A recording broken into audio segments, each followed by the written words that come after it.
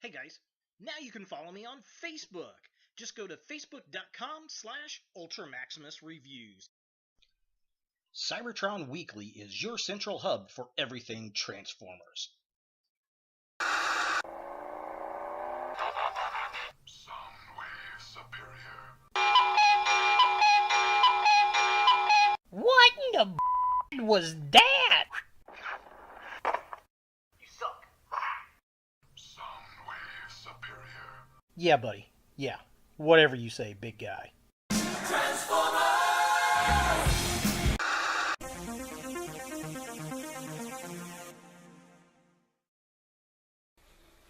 Hello YouTube, Ultra Maximus back with another toy review, and today we're going to take a look at another Transformers figure. It's from Transformers Cyberverse. It's the Laserbeak Blast Soundwave. Now I found this at my local Walmart here in Greenwood, Indiana, and I've never seen the Soundwave figure. It was the only one they had on the shelf, so I figured I'd go ahead and pick it up and give it a gander. So let's go ahead and take a look at the packaging. So here we have Soundwave in the packaging, and for the most part, he looks pretty interesting. He's very G1 looking, which I do like. It looks like he's got some sound beats on his shoulders, which is kind of interesting. We get some nice artwork up here. It's got the Decepticon logo. Much like Hot Rod, this guy's box is very cheap feeling. I'm hoping the figure is not. And then there's the play gimmick down there. Side of the package has the Decepticon artwork, so just kind of a close-up of that, which is pretty cool. I like how they vary that on the boxes for Autobot and Decepticon. But yeah, overall, not too terribly bad looking. Back of the package here, we got the Laserbeak Blast play gimmick. We've got Soundwave right there. His vehicle mode, which is looking very similar to the Transformers animated mode. And I believe, what was it, the Fall of Cybertron mode? And then we got the other figures in the wave here. They did have a Prowl. I didn't pick him up. I may go back and get him. He looked pretty decent, but these were definitely the figures I were after that day anyways. But yeah, it looks pretty cool. There's the other figures in the wave, and, well, that's pretty much it for the packaging. Let's go ahead and get Soundwave out of box and see what we think. So here we have Soundwave out of the packaging, and this is actually a pretty fun little figure. I think some of the things that the Hot Rod figure missed out on, this figure picks up on. I think my biggest gripe about the figure is the lack of articulation in the head. Other than that, I mean, I really do like this figure. It's a lot of fun. It does suffer, though, from that kind of cheap plastic feel that this entire line has, especially after messing around with some of the Transformers Siege figures. These just feel cheap. Soundwave also has issues with the ball joints on his legs. While they're not really as loose as Hot Rod's, they will get loose over time, and I just feel like he's going to be a floppity mess by the time he gets to be an older bot, which is a little bit of a shame because it's a nice looking figure and a nice homage to G1. So as far as articulation goes on this guy, his head does not move, which irritates the crap out of me. A lot of these Cyberverse figures are like that. He's got a ball joint up here. His arms kind of flop down, but that's for transformation. He's got a single joint in the elbow. Same over here. Ball joint on the leg. And then he has a single joint knee right there. This piece folds in and out in the top here on the gun piece, which is kind of fun. And then his play gimmick, you basically take this and boom! Laserbeak pops out, and he's in this kind of nice hot pink purple color, which is cool. He's got a silver beak, and he's even got the little feet down underneath. I really like this play gimmick. This is probably my favorite of all the Cyberverse figures thus far. I will say that getting him back in can be kind of a pain. You want to spin this around and then click him back in. But yeah, that's a lot of fun.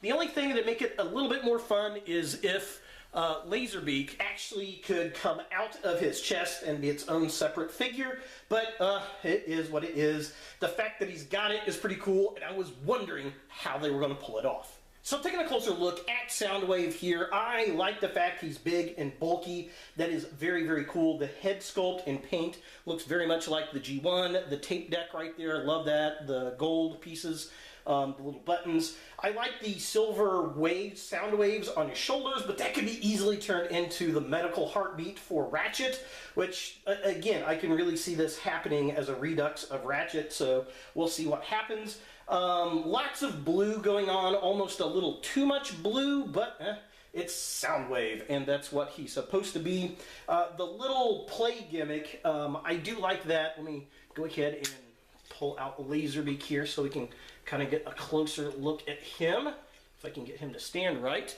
But yeah, I like the Laserbeak. It's very big. Which is very cool. We get a nice translucent purple Energon looking Laserbeak, and he's got the little missile rack up on the shoulder there. It looks nice. The silver paint apps on Laserbeak's little beak looks good. Overall, it's a fun figure.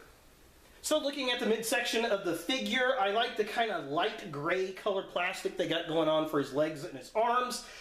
It reminds me of the Transformers animated Soundwave, which is very, very cool. And then he's got the play and fast forward buttons on his waist, like he had as the tape deck and animated. So all in all, I'm definitely digging this sculpt and paintwork. And finally, taking a look at the legs of the figure, there's a little bit of gappage on the back of the legs, but that's really for transformation. I wish they would have put some silver paint apps on the wheels.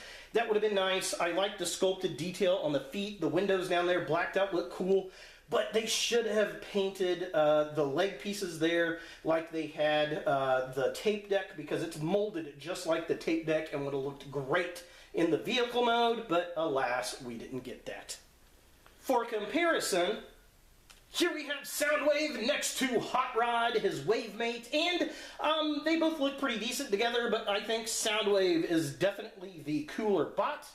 But they're both very, very vibrant colors for their character, and I can definitely appreciate that. And just to show him off with another Cyberverse deluxe figure, here we have him with his name. I forget what he's called, but that's what I think of when I see him, because he's the green Seeker. But yeah, this is definitely the superior figure for sure. Now, Soundwave generally turns into some kind of music box or some sort of equipment. Here lately, it's usually some kind of an SUV truck type of thing. This guy is no different. It reminds me a lot of the animated and War for Cybertron version, which is fine. I've come to accept that for Soundwave, and well, this guy's really no different. So let's go ahead and get Soundwave into his vehicle mode.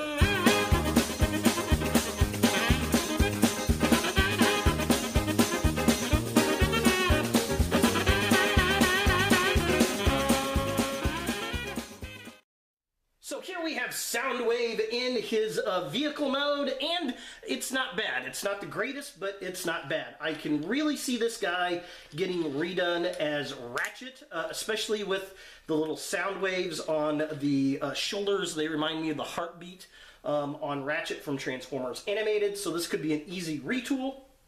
I do like the blue all throughout the vehicle here. It's got some nice detail on the side, which is cool. The headlights are basically the knee joints, which, I don't know, I guess that works. And he's got the Soundwave glass there, but it's not painted. I wish they would have painted that like they have it painted there. That would have been very cool, but that was just something they missed out on, which is very unfortunate. I like the little piece up there. You can also open this up like this if you so wanted to. For the little satellite dish, but yeah, it's alright. And I do like how that kind of becomes the back panel on an SUV. We get Laserbeak sitting in the back there. But yeah, overall, again, very solid, much like Hot Rod. I really do like the vehicle mode as far as all the connectivity, all the connection pieces. Very, very nice, which is very different from what we've gotten on Transformers here of late. Alright, so one last thing I wanted to show off with Soundwave here. You can actually get a fan mode of his original G1 Cybertronian lamppost mode, which is pretty darn fun. So, in order to do that, we're going to swing this around like we would into vehicle mode, around his head, and then clamp his legs together like that, and then we can lift up his arms. You can spin them around down if you want to. Actually, I like to spin them around backwards so that you can't really see them, and then bend him forward just a little bit, and boom, there we go. His Cybertronian mode in the original G1 series, where he was basically a lamppost on the street as the Autobots drove by. And well, I think that is pretty darn cool that you can do that. Pretty fun that you know, it's an option. So if you like to get that G1 mode for Soundwave from Cybertron, there you go.